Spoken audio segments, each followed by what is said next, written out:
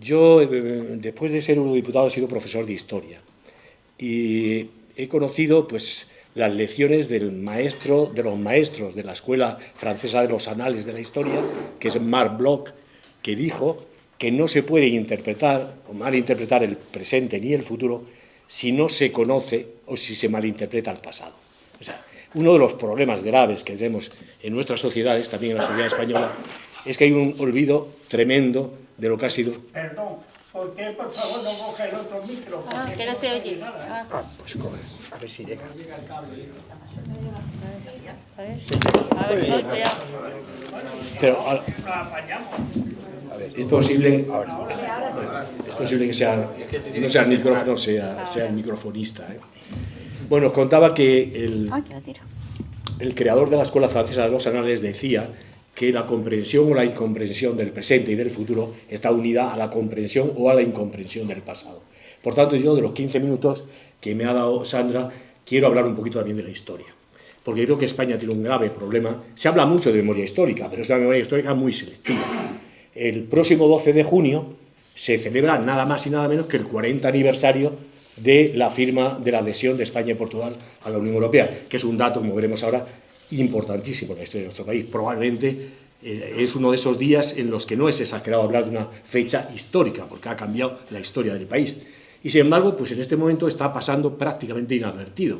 Desde luego ni la televisión española. Bueno, el gobierno ha preparado una historia de la muerte del 50 aniversario de Franco, como si ese fuera el momento nuclear de la democracia española, pero no hay ni un comisariado, no se está celebrando para nada el 40 aniversario de la firma, que es mucho ya, indica también bastante cuáles son los horizontes mentales de la gente que en este momento está gobernando España. A mí me parece fundamental, porque yo no es que tenga un amor por Europa, que le tengo, pero ya es un amor maduro, ya no es el amor juvenil que tuvimos. Pero mi experiencia en los 15 años que he estado en Bruselas y los 50 años que he estado en política me lleva a concebir que Europa fue, como dijo Felipe González, la gran bandera de nuestra generación y en este momento nuestra última trinchera, nuestra última esperanza de que el mundo, Europa y España tengan solución. Sin Europa no habrá paz ni prosperidad ni en el mundo, por supuesto en Europa, pero tampoco en España. Nuestra historia ha estado firmemente ligada, y voy a entrar ahora por eso en un brevísimo recordatorio de historia, que es recordar a lo mejor de la intelectualidad española. O sea, en España, después de un siglo XIX horroroso, donde España se consumió en 3 guerras civiles, en 4 cambios de régimen, en 20 cambios de gobierno, y que terminó siendo, en el año 1898, la pérdida de Cuba, de Filipinas, de los últimos restos del imperio, y convertirnos en un país que era casi un país africano. De hecho, el gran movimiento europeísta en España, y por eso cuando dice Europa es la solución, lo que fue Ortega y Gasset era decir el problema es España y Europa es la solución, porque el gran problema era hacer que España no fuese un país africano, sino un país europeo. Y los que en nuestra juventud salimos a trabajar fuera, yo estuve en Francia, en Bélgica, conocimos ahí también a Paco, etcétera, etcétera, la gente que fuimos fuera, ¿qué es lo que decíamos? Nos dolía el alma de ver que nuestro país, efectivamente, cuando venía uno de París a Madrid en aquella época y veía a los guardias civiles, y veía la precariedad, y cuando veíamos las escuelas que había en Francia, las bibliotecas, y lo que no había en mi pueblo, el gran drama nuestro siempre fue, por eso decía Felipe González, fue nuestra gran bandera. Y esa gran bandera hoy se ha arriado, o por lo menos se ha olvidado. Pues bueno, esa fue la gran bandera de los intelectuales españoles. Empezó Miguel Unamuno, inmediatamente después del drama del 98, es cuando toman conciencia del problema de España, del problema de una nación que verdaderamente no tiene presente ni tiene futuro fuera del conjunto de las naciones. Miguel Unamuno empieza una revista que es Vida Nueva, y no hay más que leer, tengo aquí una cita, voy a procurar que esto no sea una casa de citas, pero bueno, alguna hay que hacer, ¿no? En ese primer número de Vida Nueva, en 1898, después del desastre de lo que ha sido Cavite, lo que ha sido el Tratado de París, en Vida Nueva se levanta la bandera de Europa diciendo: venimos a defender lo que es, que sea en España normal, lo que es normal en Europa. Ese era el gran sueño que teníamos.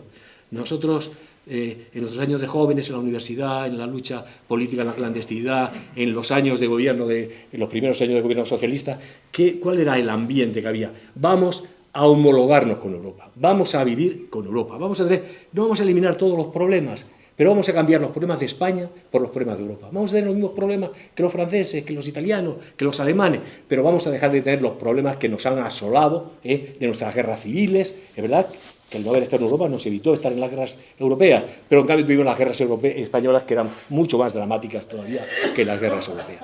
Entonces hay una nómina enorme de gente a partir del 98. Miguel Unamuno es el primero, es el primer patriarca, aunque luego tiene sus más y sus menos, pero vamos, podríamos decir, Picabea, está desde luego todo el movimiento regeneracionista, Costa, y sobre todo el gran maestro que es Ortega, Ortega con la revista España, y va uniendo constantemente la idea de Europa con la idea de España. Después vendrá nuestra guerra civil, nuestra dramática guerra civil, que también vemos entonces la ausencia de una Europa democrática, y sobre todo vemos en nuestra guerra civil el rompimiento de los españoles mirando no ya a la Europa democrática, sino a la mitad de España mirando a la Europa soviética o a la forma que podía venir de la Unión Soviética. Es un momento de rompimiento también muy importante por no tener una idea europea a la que referirnos. Pero esa idea europea se va a recuperar después de la Segunda Guerra Mundial. Y se va a recuperar y ahí van a estar, y para los españoles va a ser muy importante. No vamos a estar en los momentos iniciales, aunque el año 48 en el Congreso de La Haya, allí va a estar Ignacio Prieto, va a estar Isabel de Madariaga, van a estar los españoles de la España peregrina que hay por el mundo, pero ya vamos a estar, y vamos a estar en todas las cancillerías europeas luchando para que España recupere la democracia. Y quería daros las dos primeras pinceladas de lo que a mí me parece que es relevante para la historia de España como europeos.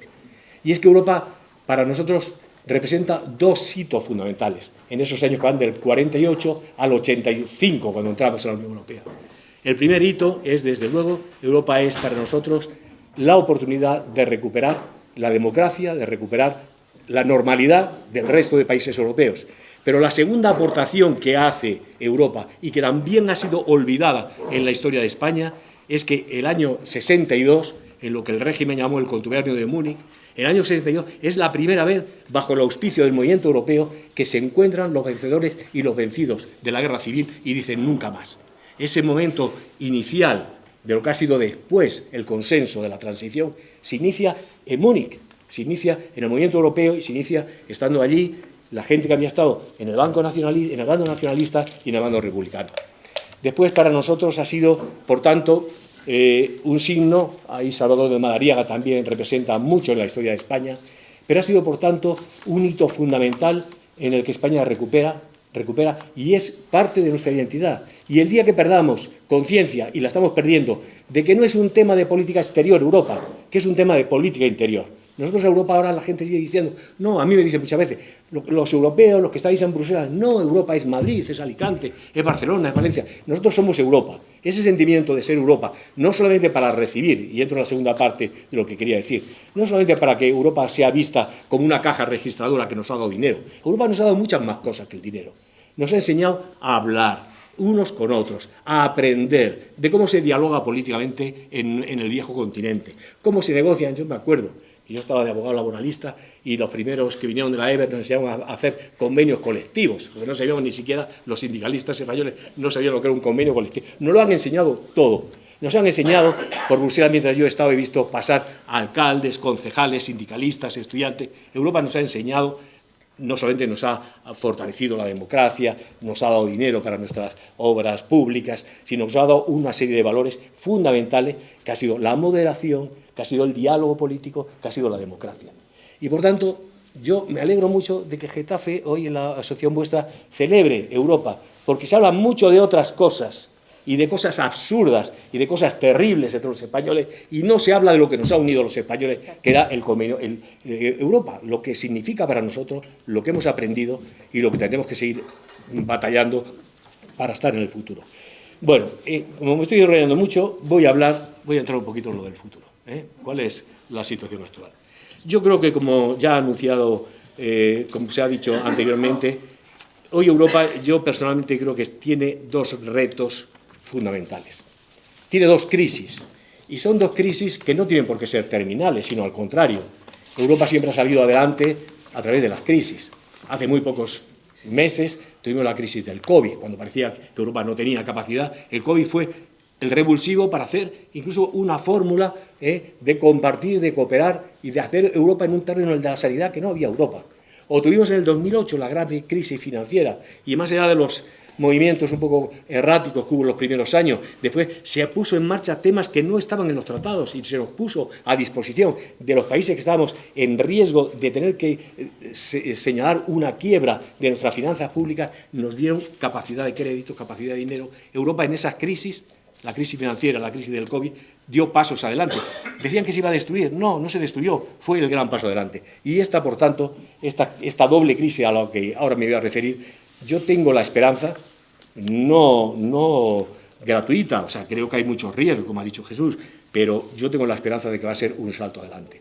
La primera crisis es, desde luego, la crisis geopolítica que estamos viendo. Europa se construyó en el siglo XX, básicamente, sobre las ruinas de la Segunda Guerra Mundial, y en contra de lo que diga el ignorante de Trump, la Unión Europea no se hizo contra los Estados Unidos. La Unión Europea se hizo, o las comunidades europeas entonces, se hicieron contra la Unión Soviética, contra el stalinismo, para ser más preciso, para hacer de Europa un sitio de bienestar que sirviera de freno a que pudieran venir los tanques soviéticos hasta París, porque ya se habían quedado, no era una locura, y que se habían quedado en Varsovia, se habían quedado en Budapest, se habían quedado en 6 países europeos. Y el ambiente que había en Francia, en Italia, eran de partidos comunistas muy potentes que estuvieron en contra de la unidad europea, porque Europa fue básicamente la defensa de las libertades democráticas, de la democracia representativa y del modelo de una economía de mercado que, gracias a los socialcristianos y a los socialdemócratas, se convirtió en una economía social de mercado. Eso era Europa. Trump dice que fue contra Estados Unidos. No, fue al contrario. Los Estados Unidos estuvieron muy interesados en que hubiese una Unión Europea fuerte, que hubiese una Alemania fuerte, que saliéramos de nuestras miserias de la Segunda Guerra Mundial para evitar que Europa quedara bajo el influjo del comunismo. O sea, como es un ignorante universal, como dijo Felipe la otra noche, todavía no se ha enterado en qué mundo vive. Ya se enterará. Ya se enterará. Te he visto un poco... O sea, ni la crisis de Gaza, ni la crisis... No van a poder hacer nada sin Europa. O sea, los americanos, bueno, él cree que puede hacer algo. Dice, no, en España estamos muy preocupados porque las bases se las van a llevar de España a Marruecos. Más despacio. Que Marruecos puede durar algún pastel a la puerta de un colegio también, porque hemos visto lo que han durado las primaveras árabes. Es decir, la alianza fundamental, pero es la maldición que tenemos, es que ambas partes, Europa y Estados Unidos, participamos de una división del mundo en la que nos tenemos que poner de acuerdo. En este momento el desacuerdo es total y tenemos enfrente no un aliado, sino a alguien que está luchando contra la propia Unión Europea. Pero los Estados Unidos no podrán salir adelante sin la Unión Europea. Y nosotros no podremos tener ningún modelo alternativo al de la amistad con los Estados Unidos. Nosotros somos una potencia económica y comercial enorme, somos la primera potencia comercial del mundo y nosotros vendemos a Estados Unidos más de lo que Estados Unidos nos vende a nosotros. Nosotros no podemos sustituir el mercado de Estados Unidos por ningún otro mercado. Cuando se habla de mercado, se habla de puestos de trabajo, se habla de actividades, se habla de empresas. Es decir, no habrá ninguna posibilidad de que en Europa mantengamos nuestro modelo económico, que es la base de nuestro modelo de bienestar, de nuestra sanidad pública, de nuestra educación, de nuestras pensiones, si la economía falla. Y nuestra economía, hoy la economía española, el 60% es economía de exportación. Y no podemos imaginar, quizá algunos, incluso ilustres ministros, creen que van a descubrir el Mediterráneo, que vamos a vender. Tenemos necesariamente que salvar las relaciones comerciales con Estados Unidos y salvar lo que fue la Organización Mundial del Comercio y lo que es, porque a España le interesa muchísimo, en su visión económica, en su dimensión económica, el que esto no se vaya. Por tanto, esa crisis geopolítica, que es real, que nos convierte realmente en agentes de un mundo nuevo y de un mundo muy peligroso, porque si no se resuelve lo vamos a pasar todo muy mal, los que peor lo van a pasar son los Estados Unidos, pero esa situación nos obliga inevitablemente a tener que fortalecer con imaginación, con generosidad, con capacidad, pero tenemos que volver a reconstruir el mundo de la cultura democrática, liberal, el mundo de la cultura de la economía de mercado, del mundo del multilateralismo, del comercio internacional, porque es la única manera. Porque si no, el mundo va a volver otra vez a los grandes procesos del nacionalismo, de la guerra entre las naciones, y terminaremos en Europa también, porque Europa está carcomida también. Luego discutiremos un poco sobre eso. No esperaba menos, Jesús. No. Y el segundo problema que tenemos, la segunda crisis que tenemos, es que lo que tenemos en Europa, lo que tenemos en Bruselas en este momento, debe ser reformado y mejorado porque hay una crisis institucional y una crisis de modelo. Durante demasiado tiempo se ha estado pensando Europa simplemente como un modelo económico. Y Europa no va a funcionar como un modelo económico. Porque Europa necesita a los ciudadanos europeos movilizados por la vía de Europa. Y los ciudadanos, hombre, los que hemos estudiado económica y tal, sabemos la importancia del euro, pero los ciudadanos no se enamoran del euro. Los ciudadanos se enamoran de la solidaridad, se enamoran de la fraternidad, se enamoran de los valores. Y demasiado tiempo Europa se ha convertido en un... Europa, me refiero al ambiente bruselense, también los tratados, las regulaciones, los reglamentos, las directivas, en un monstruo muy burocrático, muy difícil, y que ha llevado a unas confrontaciones muy serias con los ciudadanos. Lo tuvo en la crisis de 2008, porque no hubo una visión realmente política de todo lo que había en común. Yo vengo ahora mismo de Extremadura y yo veo el drama de los agricultores, de tal, que no ven en Europa lo que realmente Europa ha supuesto para ellos también, de su modernización, de su capacidad de exportación, pero ven que les tienen locos con las regulaciones, con la burocracia y, en definitiva, muy alejado de lo que son los ciudadanos. Entonces, Europa tiene necesariamente que recuperar su alma, el alma de los padres fundadores. Decía Jean Monnet que nosotros no coligamos estados, nosotros unimos ciudadanos. Entonces tenemos que volver otra vez a Ortega, a hablar de la ciudadanía europea, de los ciudadanos de Europa, y tenemos que aprovechar esta crisis tremenda, que no la van a resolver los ministros y los presidentes de gobierno, no la van a resolver si no hay un gran movimiento ciudadano diciendo volvamos a las raíces, volvamos a los valores, de hacer de esta pequeña parte del mundo, porque somos solo el 6% de la población del mundo, pero hagamos de esta pequeña parte del mundo algo que nos una y no que explosione, que es el riesgo que hemos tenido. Y ya para terminar, porque ya yo sí que me he pasado, y luego Jesús me va a echar la bronca, y además... No, yo voy a discutirte. Quiero deciros una cosa, yo ya que estoy fuera de la política activa, porque de la política uno nunca está. Europa tiene una necesidad tremenda de ciudadanos y una necesidad tremenda de líderes, Esta tremenda, lo que tenemos por delante es una tarea gigantesca. Hay que reconstruir Europa sobre bases nuevas. Y no tenemos los Mitterrandes, no tenemos los Willy Brandt, no tenemos los Helmut Kohl, no tenemos los Felipe González. Están en sus asuntos, pero no están en los asuntos de todos. Y este asunto europeo es un asunto fundamental. Y no es cuántas veces, para no meterme en camisa de 11 varas, pero ustedes han visto alguna vez que en el Congreso de los Diputados hay un debate serio sobre el futuro de Europa. Yo no conozco ningún debate. Bueno, yo últimamente no conozco, ya, como no veo la televisión, pero vamos, no lo veo porque ya la he visto esa película 1000 veces. Pero ¿cómo es posible que un país como España, que se juega su futuro en lo que está ocurriendo en Ucrania, en lo que está ocurriendo en Gaza, no haya un debate, pero no un debate para tirarse los trastos a la cabeza, sino un debate para ponerse de acuerdo en cuáles son nuestros valores y nuestros intereses? Porque aquí hay mucha gente también que habla de Europa siempre, que parece esto un Vaticano, pero un Vaticano sin poder espiritual, porque el Vaticano no tiene poder temporal, pero tiene poder espiritual. Es que nosotros no tenemos ni poder temporal ni poder espiritual, con lo cual hacemos unos sermones que no valen para nada. Con lo cual Europa tiene rápidamente que ponerse manos a la obra para decir que se va a configurar un nuevo mundo y que si nosotros no estamos ahí vamos a ser víctimas de ese nuevo mundo, de americanos y de chinos, que son los que van a jugarse la partida. Si no nos unimos, estaremos fuera de ese mundo y seremos víctimas de ese mundo, de uno o de otro, me da igual, porque los dos... Yo no digo que sean igual de malos, pero los dos son bastante malos. Eso.